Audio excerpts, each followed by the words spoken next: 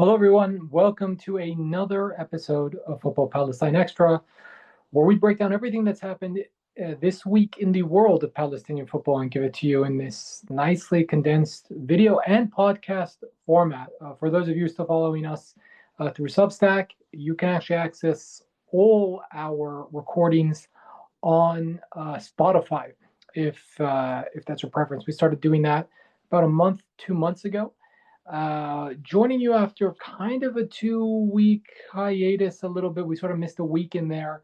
Apologies for that. It was a little bit busy on the media front, covering kind of the side of the game I wish I didn't have to cover. Suleiman Navid's martyrdom and the subsequent reaction from the world of football, Mohamed Salah, with that epic quote tweet on Twitter that I think actually spurred UEFA into action. So it was a little bit busy on the media front, a little bit busy writing, but we're back now, and we've got a lot to discuss. I'm actually quite glad that we took this time off because we're not actually trying to shoehorn topics into a podcast episode when there's not a lot to talk about.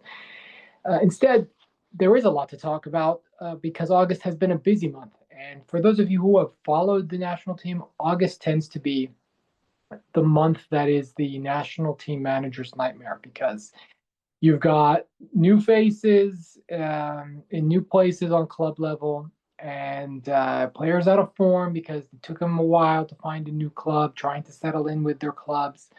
Back when we had the local league, the local league would always take forever to start. We'd never ever start early. The league would always start in September or the last week of August instead of starting earlier, as should be the case. And that meant that September tended to be very, very tough on the national team manager. If they wanted to prepare properly, they had to kind of take the team and just put them in camp and work for a full 2 weeks on the fitness side of things before focusing on the tactical side of things. But I don't think that's going to be the case for this upcoming friendly against Malaysia because you've got players in really, really good form, commanding minutes playing. And honestly, I struggled to remember a time where Palestine was doing so well on an individual basis, meaning look at the players, look at where they play, look how often they play, and really look at how consistently they play as well.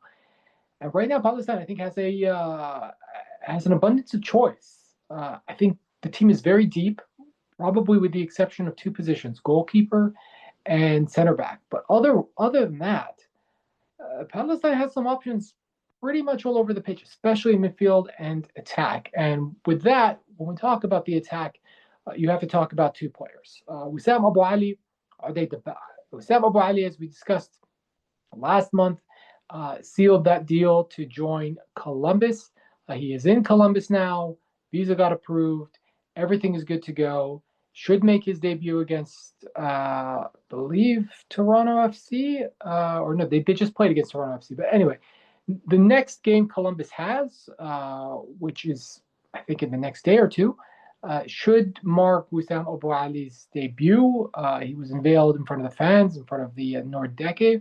And I think this could be the start of a really, really beautiful relationship between Wissam Abou Ali, the Columbus crew, the Noordeke, the Ultras group over there in Columbus. And he's already made an impact in MLS without having kicked the ball. Major League Soccer took a decision shortly after October 7th to ban the Palestinian flag from stadiums. But now the Palestinian flag is back in because what most MLS supporter groups try and do is behind the goal, they'll put a flag that represents the country of each player on the pitch. So, if they have, let's say, 5 foreign players, and one is from Brazil, one is from Italy, one is from Argentina, Colombia, Uruguay, wherever they may hail from, they'll put those flags in their supporter section. And then Noordeke is going to do that. The Palestinian flag will fly in Columbus Crew Stadium. So that is a really, really exciting development. And I think it comes at the right time for Columbus. This is a team that's been playing well, but struggling to convert chances. And the one thing we know about Wissam Abou Ali is that if you give him service, he will convert. So I'm looking forward to his debut. Look, I think he'll arrive with a good level of fitness. He had a long season, got a little bit of rest while waiting for this move to materialize. The move has materialized. They're not just throwing him in the deep end because he's been there for a week or so. He's trained with the team. So I think when he hits the pitch, he'll be ready to go to contribute for that final stretch of the season. Remember, Major League Soccer runs from March, and then the regular season ends in October, and then they play the playoffs in October, November, and the playoffs have been stretched a little bit. So now I believe MLS Cup will be played in December. So, he's joining late August now will be his first game, and he'll probably be playing well into November, and Columbus will hope into December as well. So that's the first name in attack that we have to focus on. But the other player that you associate Palestinian goals with is Ardé Dabbagh. And Ardé Dabbagh sealed his move to Zamalek, and he has since made his debut. He didn't play in that first game that Zamalek won that featured an assist from Dabbagh and Kaied. He did play in the last 2 games, though. Has yet to score, has yet to contribute a goal. But I think this is normal. A lot of people are going to go into this panic mode of like, oh, he's totally lost his form. Like, what's happened here? I think you just have to recognize that Ardé Dabbagh hasn't had a preseason with this team. He joined them just days before the first game. Yannick Ferreira, the head coach of Zamalek, himself was kind of a late arrival. I believe he got appointed the 1st of July. So he had 5 weeks at the helm. Maybe 6. So he's still trying to communicate his ideas. That said, I think Zamalek has a really good base. Usually what you want to do as a manager is make sure that your team knows how to defend and then knows how to build. They know how to defend. I believe it's 2 clean sheets out of 3 games. And then there was just the 1 goal conceded in those 3 games. Don't quote me. It's either 1 or 2 goals conceded. In any case, they've been very solid. I believe it's just the 1 goal conceded because I believe they won 2-0, 0-0, and then I believe this last game they won 2-1, and the goal that they conceded was in the 90th minute after they were up 2-0. So they know how to defend. They've got 7 points. I think there's a mostly up there with a perfect 100% record, but their main title rivals, whether it's Pyramids, whether it's Al Ahly, they've all dropped points. Why is that important? That's important because, as I noted when Dabbagh and Kaied signed, and as I noted when Ardé Dabbagh signed, was that this club had developed a reputation of being a complete basket case and for firing managers even when the situation doesn't really call for it. The fact that Yannick Ferreira has gotten off to a good start means he's bought himself some time, means he's bought his charges some time as well. So, look, I don't think those in charge of Zamalek are upset with Ardé Dabbagh. I think they've taken a realistic approach. That said, a lot of people are going to have this traumatic reaction because we do remember Omar Faraj coming in and doing an okay job, winning a penalty, scoring a goal in limited game time as well, and just being shunted to the side and say, we don't want you, and they loaned him out, and now the new administration is looking to either loan him out or sell him to recoup what was €1 million transfer.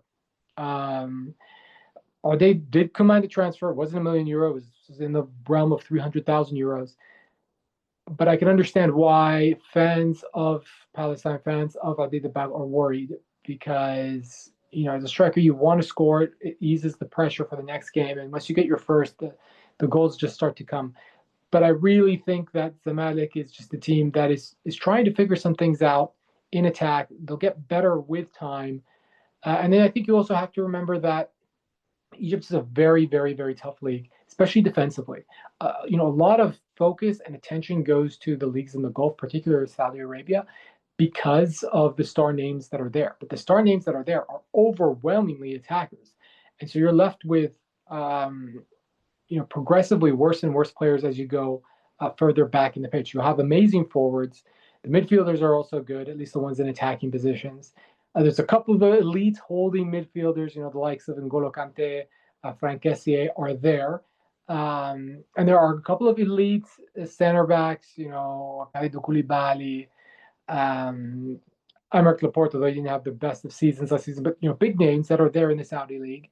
And then the goalkeepers have one or two big names, Yassin Bono, we all know, and they have tried to bring in a lot of foreign goalkeepers to raise the level. But I think anybody would say that if you look at Saudi Arabia, it's far, far easier to score goals. Or if you look at MLS, and the comparison is always between Saudi Arabia and MLS, both those leagues, it's easy to score goals. Egypt is different because the average player in Egypt, which is a local player, is just far, far better than the average Saudi player or the average Qatari player or the average Emirati player. Those players are, I think, quite poor. And as a result, it's actually easier to score in the goal, a lot more difficult in Egypt. We'll also remember that, Wissam at times